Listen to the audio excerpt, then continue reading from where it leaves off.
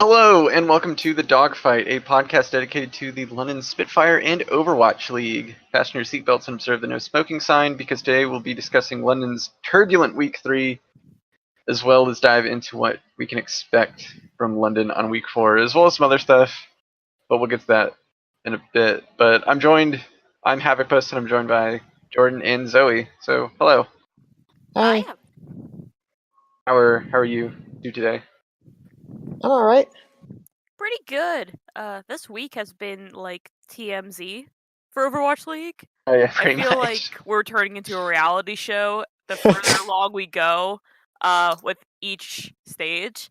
I can't wait for it to turn into like a Jersey Shore or Bad Girls Club situation where there's a brawl on stage, and I'm very excited for that. I want Real Housewives of Overwatch League. Real Housewives. I mean, what was it? Who is it? Fusion already has a house, and it's like a mansion, so they're already qualified. So I think it's good. I'm ready for it. I'd be ready for it too. Give me a blast. But yeah, this week's been crazy with people getting dropped and people being added, and the typical drama that Overwatch brings to the table. Yeah, and that kind of transitioned us into our first topic, and that is XQC. Ding Everyone's dong, the witch is loved and dead. hated streamer has been dropped from Dallas. Finally, you'd think it would have happened sooner, but no. But See, okay, after I being the don't center like of several XQC. controversies, he's been dropped. So Yeah, let's get right no. into it. Oh god. I guess. See, I actually liked Dallas starting out of the league. Mostly because I've lived in Dallas before for many years.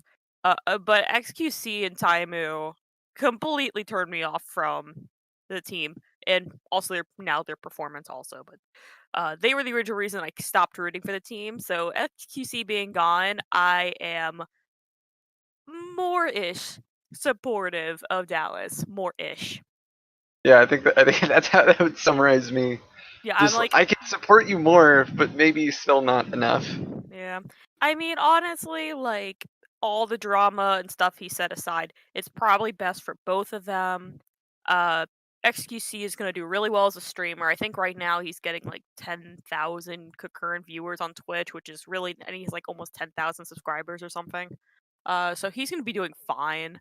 Um, and I know from a team standpoint, I remember Costa, when he made his statement about it, he put it into a way that really made a lot of sense that he XQC being so unreliable, yet also being their main tank, was so detrimental to the team.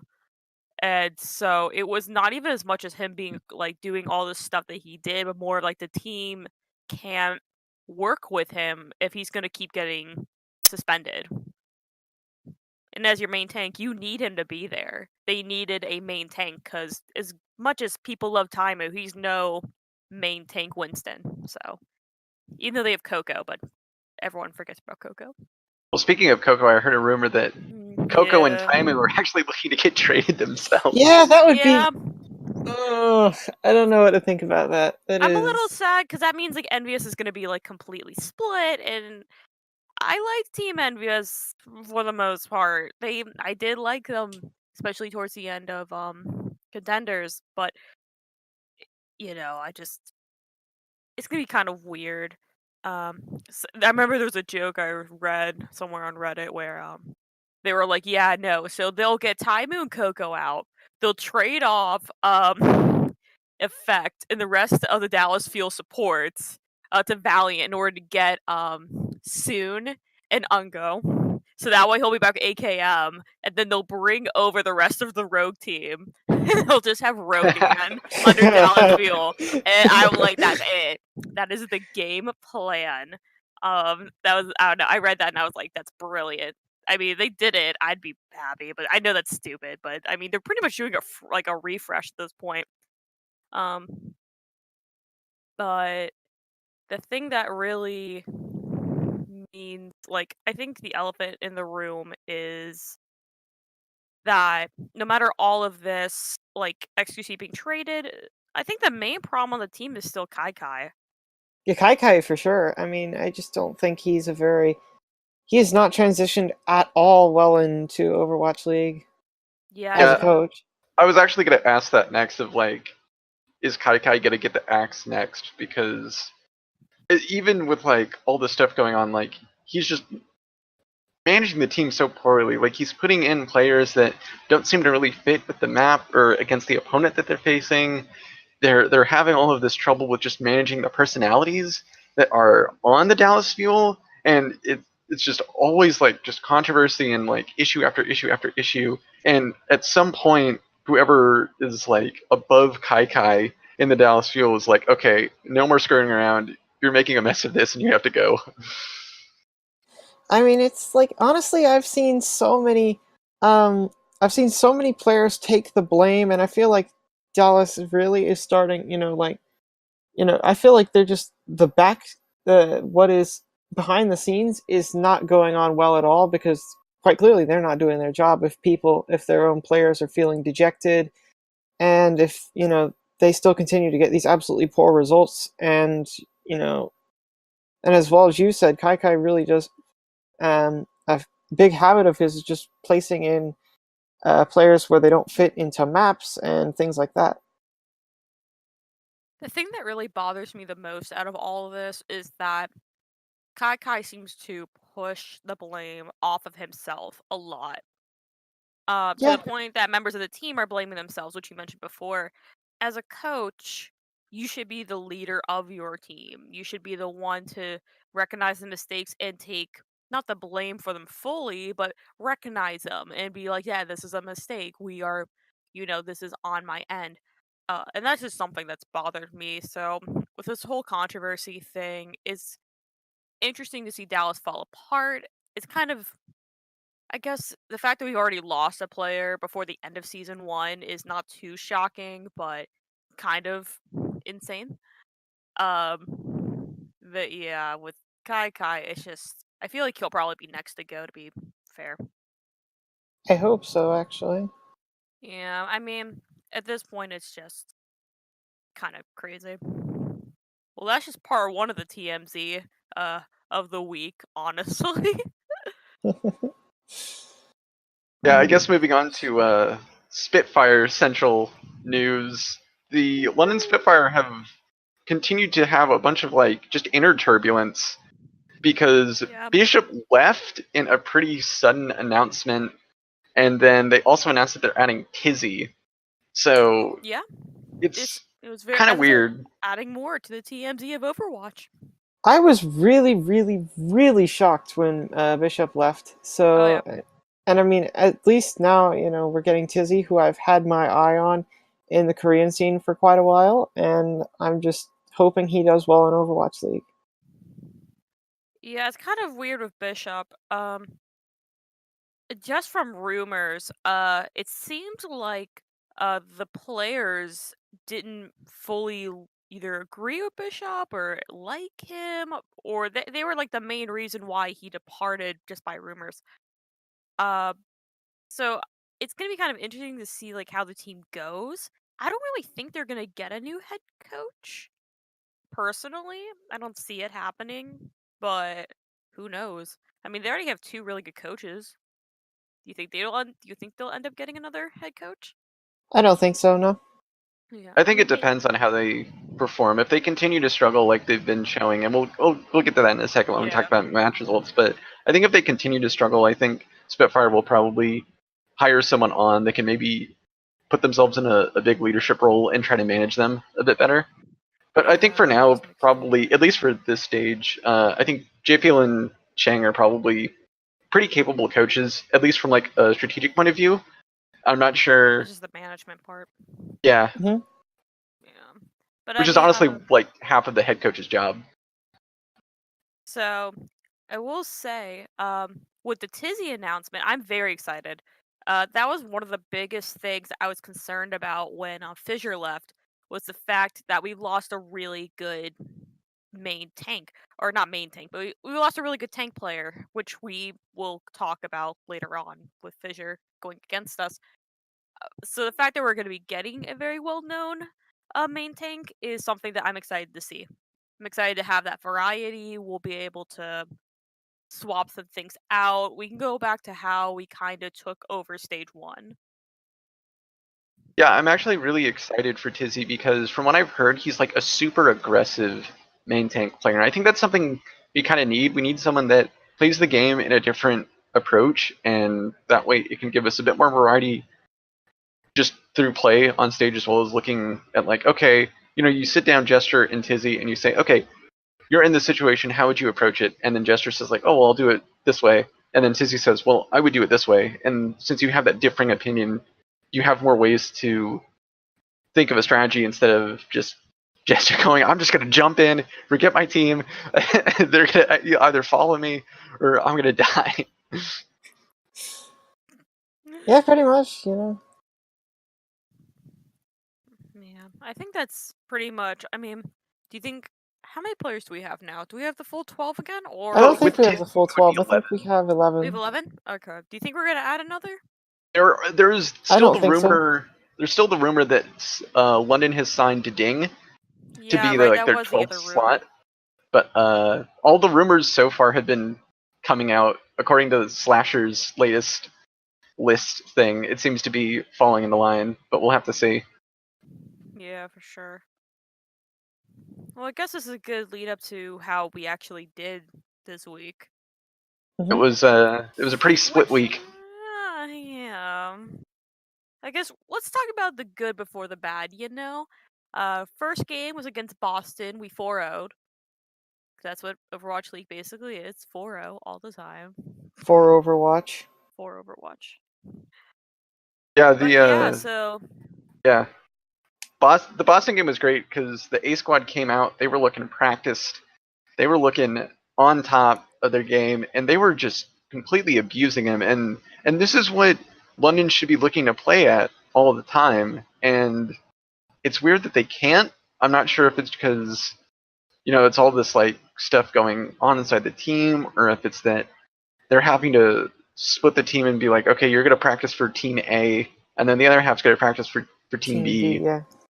But I think that with how well the A squad played, why would you ever want to start anyone else? It seems like this is the ideal formula for success for Spitfire. I don't really see a reason why you would put in the GC Busan squad. I feel like you continue, Jordan. Oh, sorry. I feel like the reason why they might not always start with that A squad is for to take away that predictability. Because if you keep starting with the same set roster, eventually there'll be enough VODs in order to kind of plan how they're going to do for each map. So that could be a reason to try to make things a little bit less predictable. That's probably the only thing I can really think of at this point.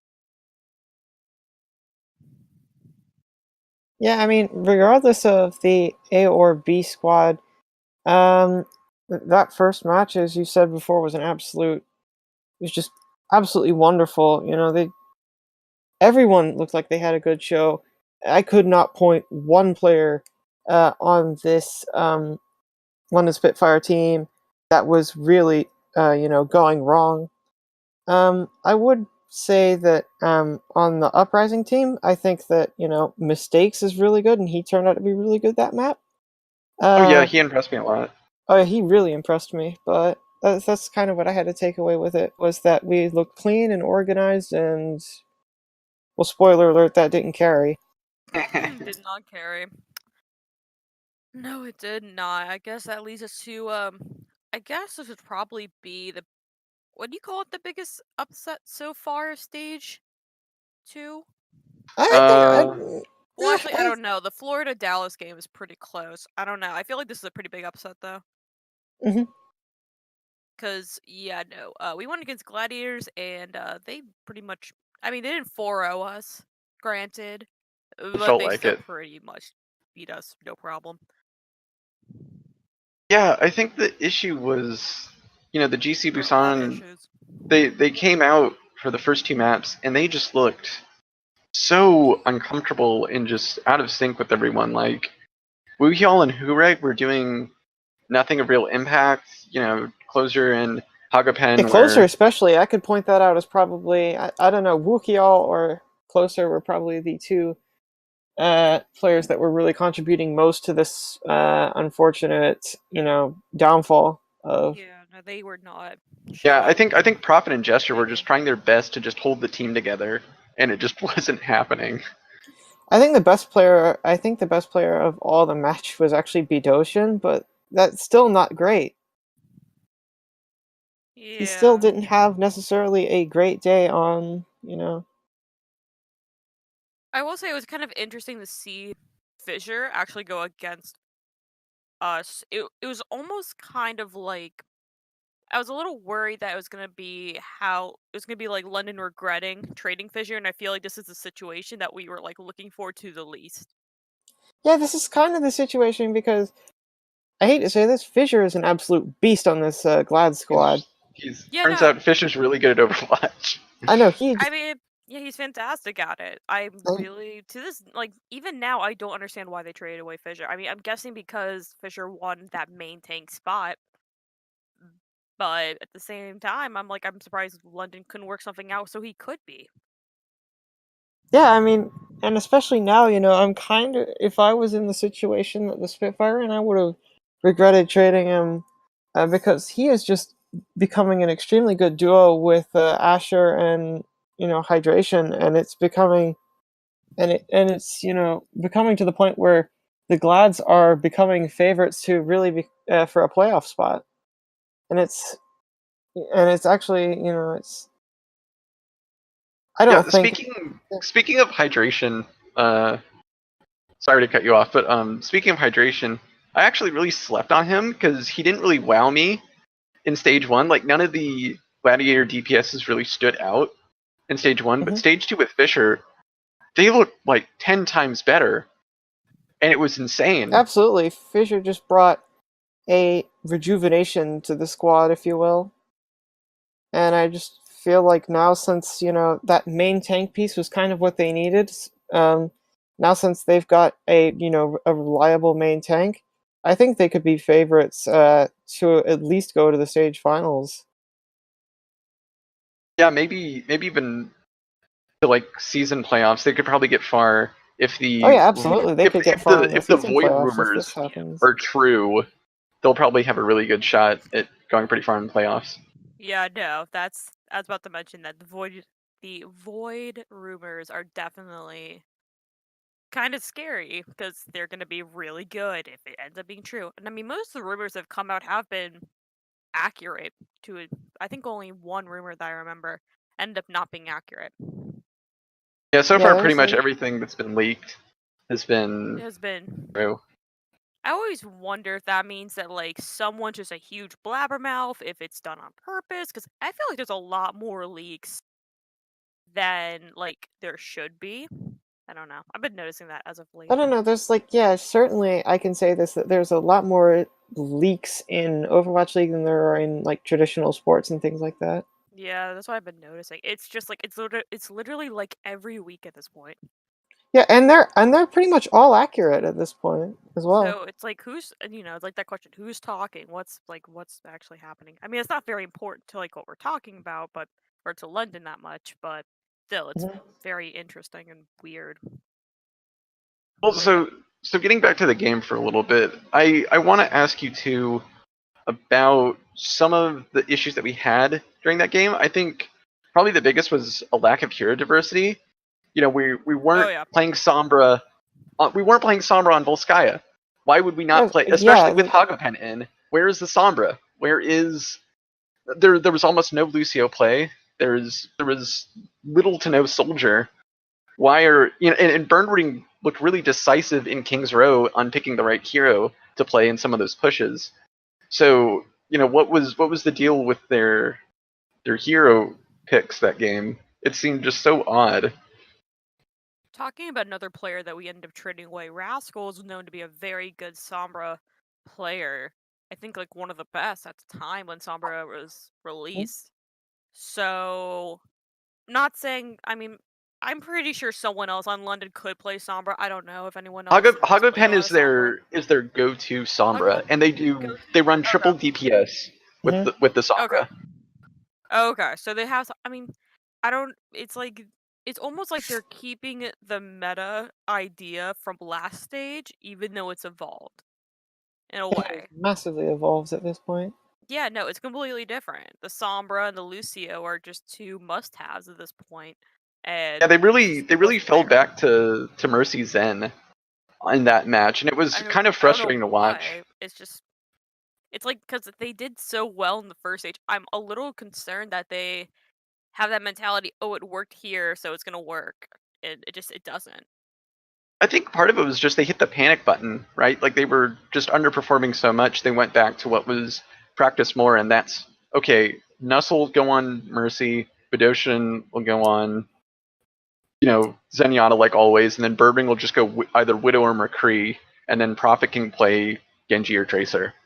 I think it was honestly like if anyone's ever watched that Will Ferrell movie Semi Pro, they're they were practicing and they did something called the puke play, where they basically ran this play over and over again so that when they got to a moment where they couldn't think of anything to do strategically, they would just run this play because it was ingrained into their minds. And I think that's what London did this match. They just couldn't think of anything, so they just panicked and went back to what they had trained for most of the season so far with.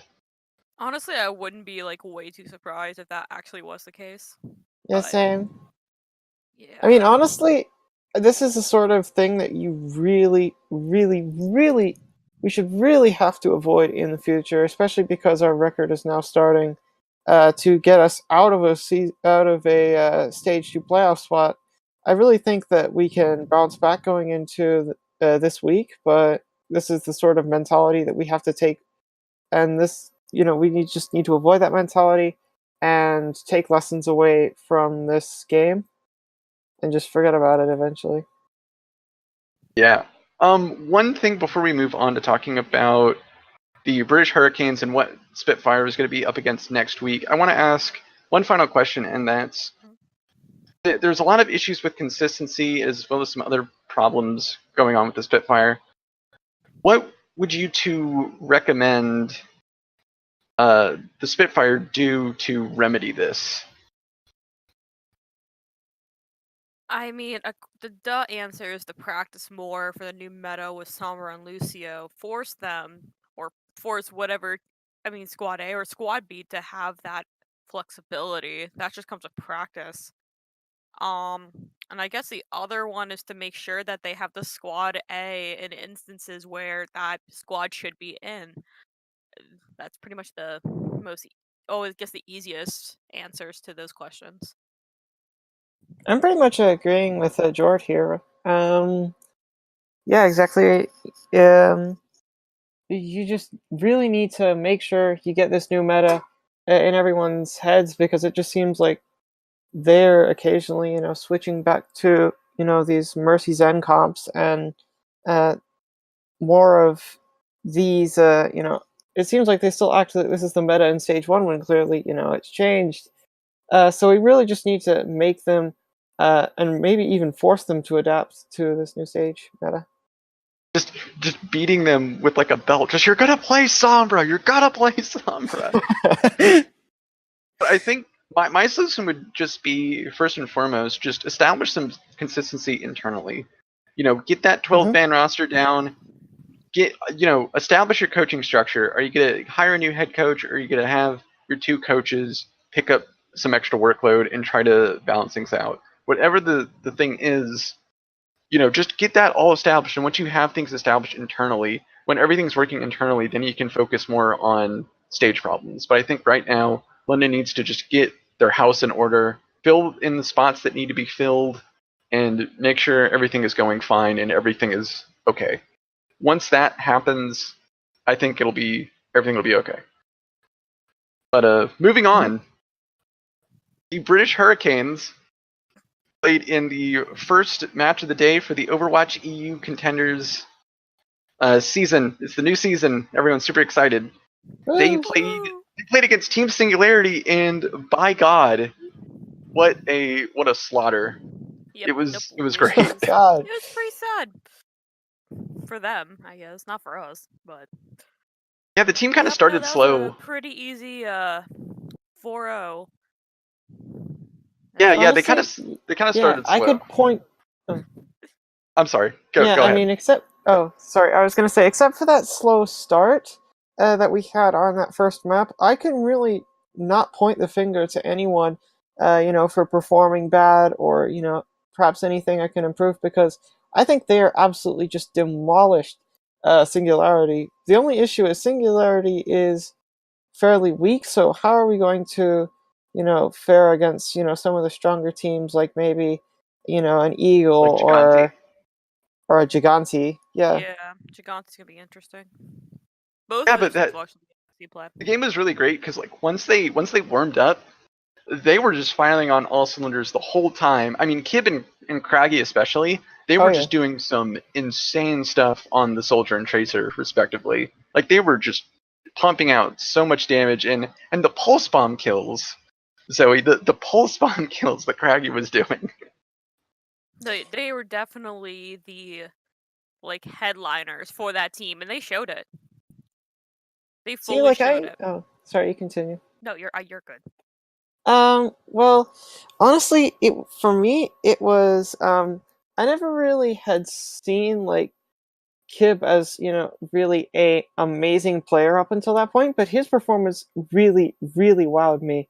It's the same with Craggy. I guess now that he's on a good team where he can be allowed to flourish, I think can absolutely um, do well on this team, and I can't really point the finger at anyone for having a bad performance.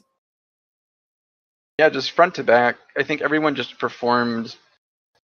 I think up to expectations, or maybe even exceeded it. I can't find, at least from my memory, a point to where it's just like, oh, you really messed up there. You shouldn't have done that. I was just amazed at how everyone was working together, and it seemed like everyone was on the same page, and it was just great to watch.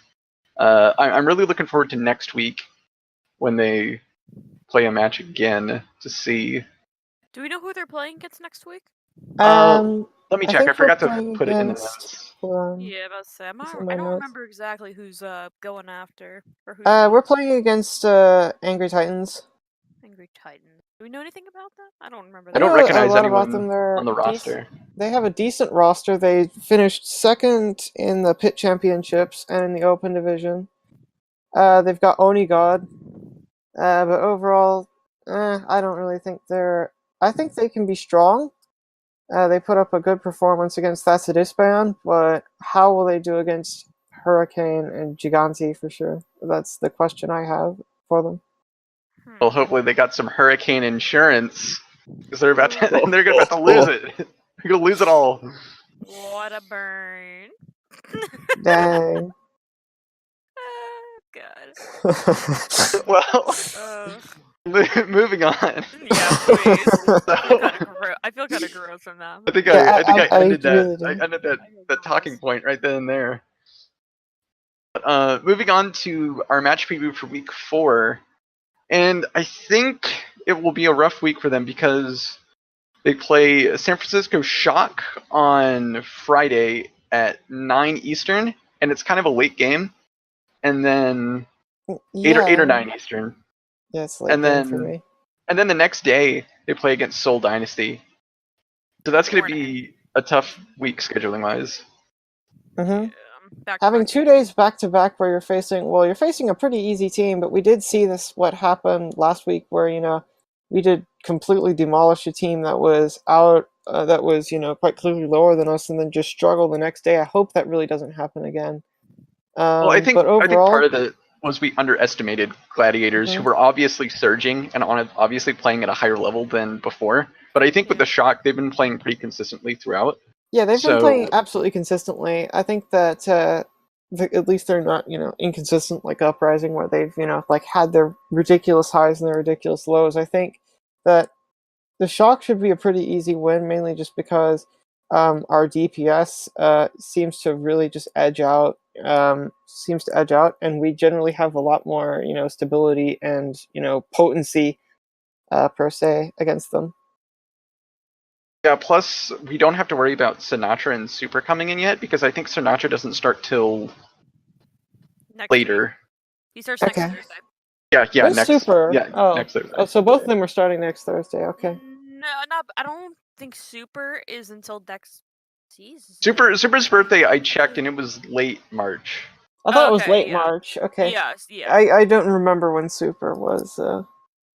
Yeah, no, I just checked San Fran's Twitter. Yeah, Sinatra's not coming in until after they play us, so that's at least something we don't have to really concern about just yet.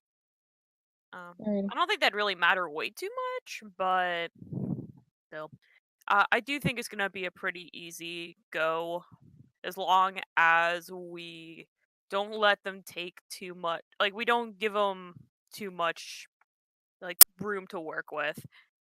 Like, we should have to still, like, play to our best ability, but we don't have to worry way too much. Yeah, for sure. I think the big worry is going to be on Seoul, though, because Yeah. London's Okay. inconsistencies make this match really difficult to call, as well as Seoul has now gotten out of the Mercy meta, and they seem to be just on fire with how they've been playing. The fact that they don't have to be held back by having to play in Mercy, I know has probably helped them a ton. So it's gonna be interesting. That's probably gonna be a match to really watch. It's gonna be a rematch of the last time we saw them play, where we barely didn't. Yeah, like well, no, that was the game that we swept them. So they're probably gonna try to go out for revenge in that front.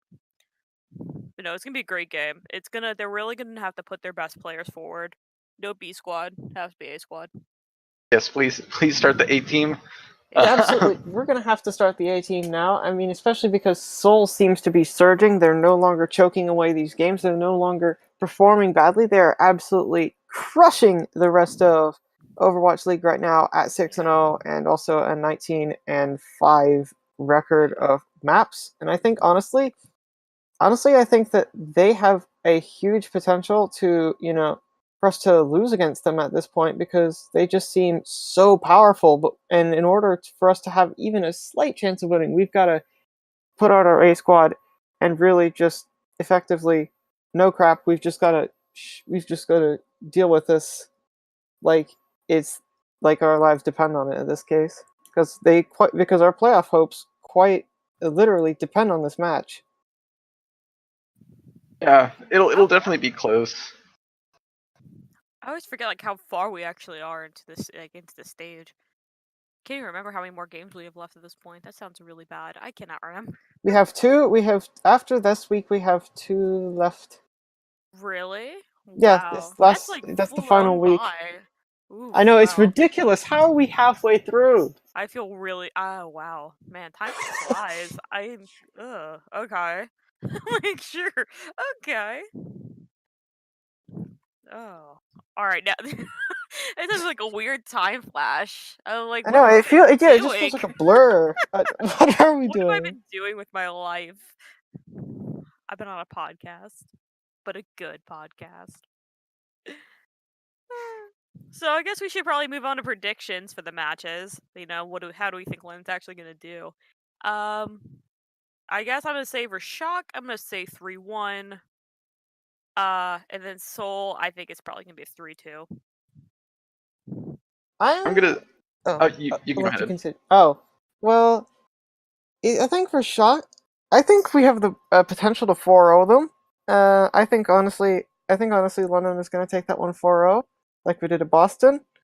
But the one against Seoul, I'm going to say we lose that one actually, because I just can't see us in a world where we win that with our current record and our current stability. Especially because we're currently dealing with roster acquisitions and coaching structure, not being too great. So I think it's going to be narrow, but I'm going to say Seoul wins it 3-2.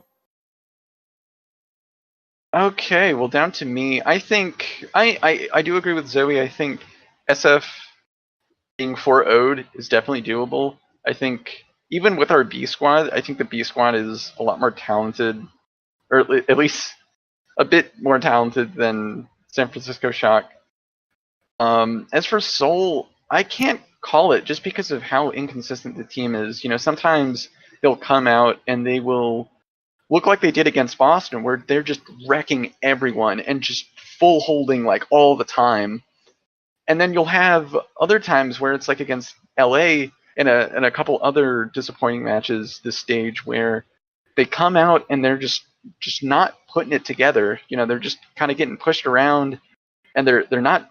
It's not clicking. And I think that if they don't, get out of bed on the right foot, it'll definitely spell disaster for the London Spitfire. So I don't think I can necessarily call it, but I think it That's will fair. probably be close. It will be a close match. I Mhm. do see it being a 5 map type of situation though. Yeah, especially it's without a doubt going to go to 5 maps. It just which way is that 5th map going to go is my question. And fifth And I'll map leave is that. control, Yeah. which you also have to keep in mind. Yeah. just depression. Just a bunch of depression. Well, Oh, hopefully, maybe we will be better. I think you'll we'll have come out. to just have to Hopefully, tune in to find out. if You gotta everything goes to tune plan, in till we will next come out of this episode. slump. Tune in next week to see if we can actually Dragon Ball hold Jordan control over here. point. Let me be the announcer of my dreams. I'll be the next Overwatch caster. You'll see. I'm gonna join so us brown short-haired women are gonna just take over the casters. It's gonna be great. She always looks so good. I'm gonna go she just oh god, her hair always I looks like so Zoe. good. She's nice. Yeah. She's so whoever does her hair, makeup, and styling just raises. Give them raises. They always make her look so good. She just walks circles around the rest of the cast. They all look like so frumpy. They're two big shirts, and she's just always looking perfect. Listen, it's just so bad. It always gets on my nerves. I'm happy. I do Zoe blame. Zoe's amazing. Yeah.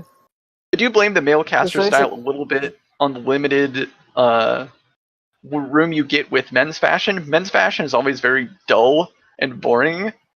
It's not even that it's dull. It It's just the doesn't shirts have to don't be. I fit want to wear them. sequins sometimes. I want to look pretty. Why can't I look pretty? You can be pretty. You're always pretty to me, Havoc, though. It's okay. Aw, thank you. Oh. Yeah, but no, it's not even that. It's like their shirts are just don't fit them. Like Monty can wear suspenders, no problem, but the shirts are too big, so they look awful on him. They have money. I can agree. They have money. Get some tailored shirts for these men. Treat them a little, so we can look perfect all the time, but give the men a little treatment. Maybe that's where They all the money deserve is it. going, Jordan. Maybe all the money is going to making Zoe look pretty. You know what? If that is legit the case, I need to donate more bits. Yeah, that's the same here. Speaking of that, by the way, I think we're almost at the tracer limit or tracer Wait, hold on, let unlock me for check the. that. Yeah, no, we Yeah, got we the are. Junkrat one, which is pretty cool because his his bombs are shiny. So that's pretty. Yeah, neat. I've already I've played around with the Junkrat skin. It's pretty good. I actually really like it personally, and I can't wait to see what the Tracer one looks like. Even though I'm going to have to replace my Spitfire Tracer with it, so Yeah, I I'm agree not with that. happy with that. Yeah, I agree. It's died down though, of course, because I don't know how they personally thought that people are gonna keep donating bits all the way through, the league, because I people are kind of gonna. have. Yeah, because everyone's as soon as the league started, everyone's like, oh my god, look how many bits they're already getting, and then of course it's died out now because, duh, it died out. People aren't gonna spam that many bits every single match. We aren't insane.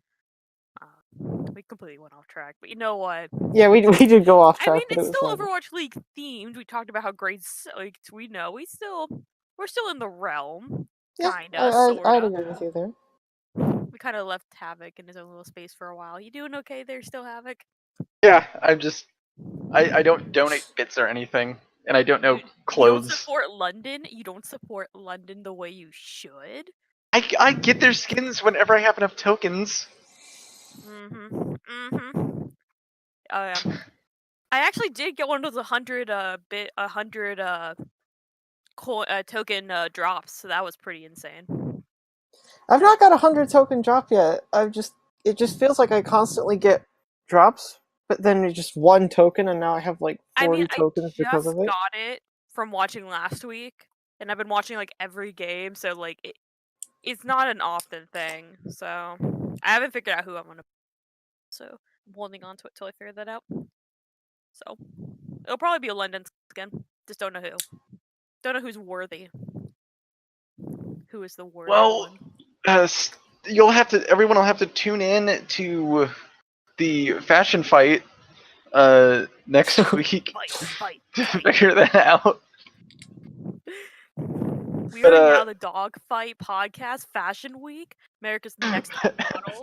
talking about So, the raddest and drabbest outfits Yeah. in who Overwatch. just sports that style in the Overwatch League? But I think that's going to do it for us today, so please put your trade table up and return your seats to their full upright position, because we're coming in for a landing. So thank you for listening to our show, and we hope to see you in the skies real soon. Bye, guys. Bye bye. Goodbye.